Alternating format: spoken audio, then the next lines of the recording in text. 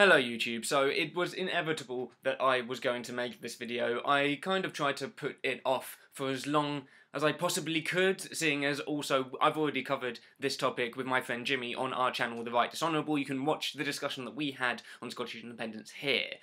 But with the vote coming this Thursday, in under a week, and the vote being so close, I need to articulate my feels on this issue. I should start this by saying that I am obviously English, and I think it's completely right that the Scottish people have a vote and a referendum to be able to decide their own country's future and their nations and the future of their people. I think that it's great that Westminster have granted the Scottish the chance to decide their destiny, as it's being called quite a lot. I don't want to wade in and say that Scottish people shouldn't be having a vote, because I think that most English people agree that they should be having a vote and that this is a very important topic for them to be engaging with. And it's only recently that we've had to consider the actual ramifications of independents getting a yes vote, because it was so stacked in the no vote's favour for such a long time. For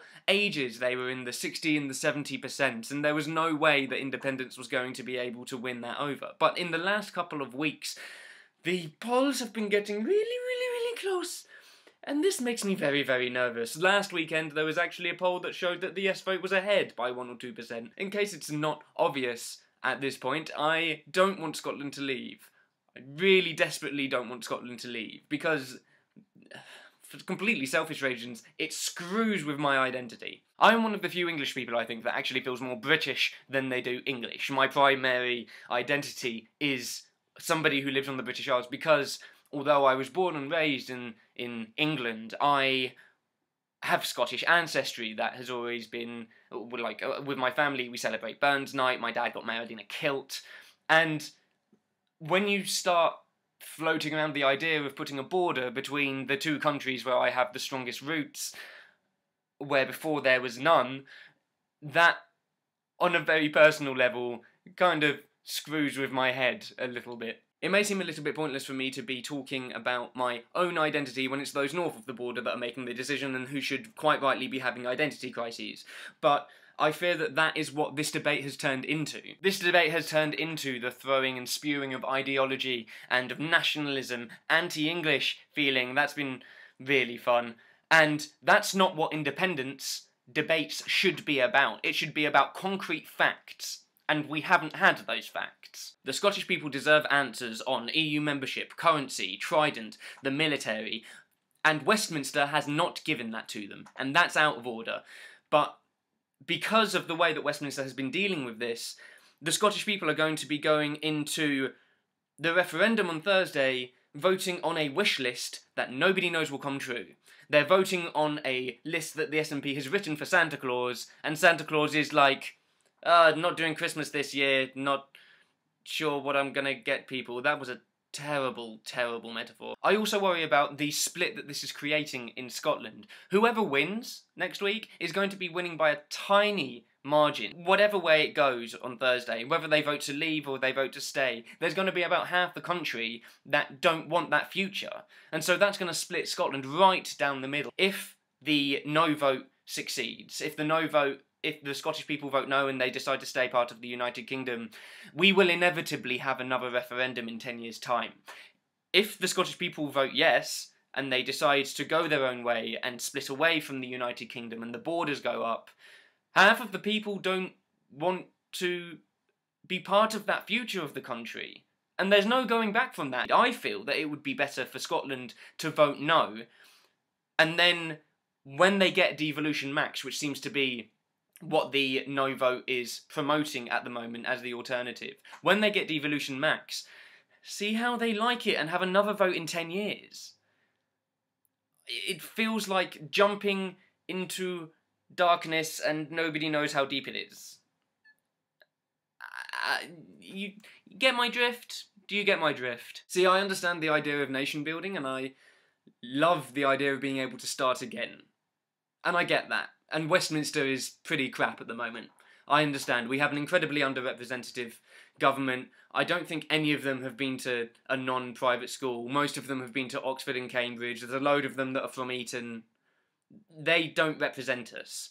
And there's been a lot of pandering in Scotland to, we didn't vote for the people who are now in Westminster. Well, I didn't bloody vote for them either. That's democracy. Get over it. The thing is, what an independent Scotland would leave behind is a country that I would struggle to identify with.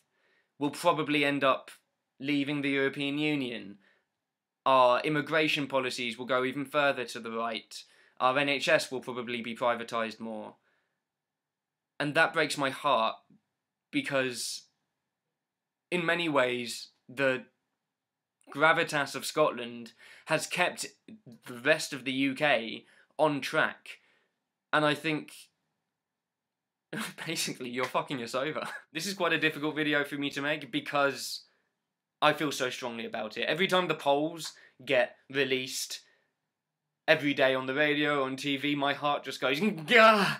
Because I care so much about the result. And I care so much about the UK remaining the UK with Scotland as part of it.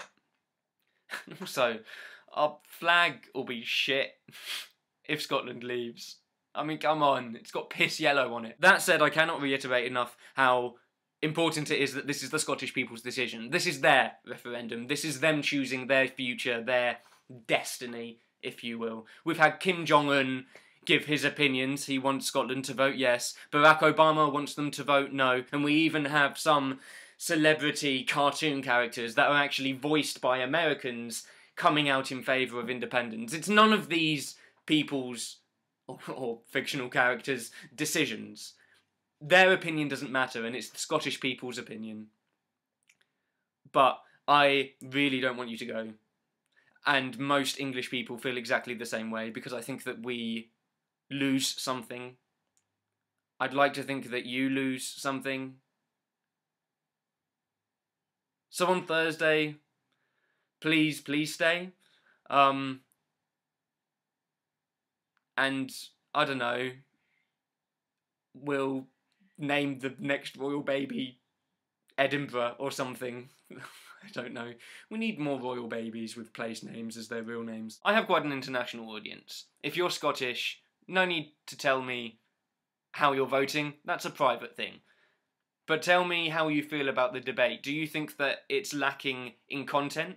Do you think that Westminster has shot themselves in the foot by not giving answers to the questions that wanted to be answers, like currency, EU, North Sea oil, those kinds of things? If you're from another part of the world, how has your media been covering this? It seems like the majority of the international community, unless you're like Catalonia or somewhere and want to see an independent Scotland, most international media seems to be pro the No campaign. How's it been for you if you're in France or the US or Australia?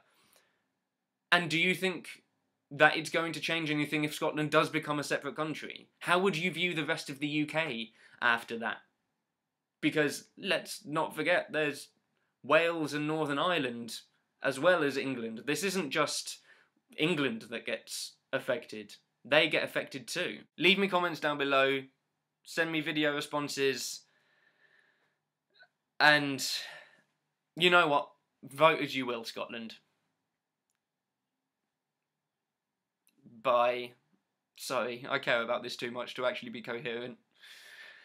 I've been rhyming with oranges, see ya. So, our flag will be shit if Scotland leaves. I mean, come on, it's got piss yellow on it.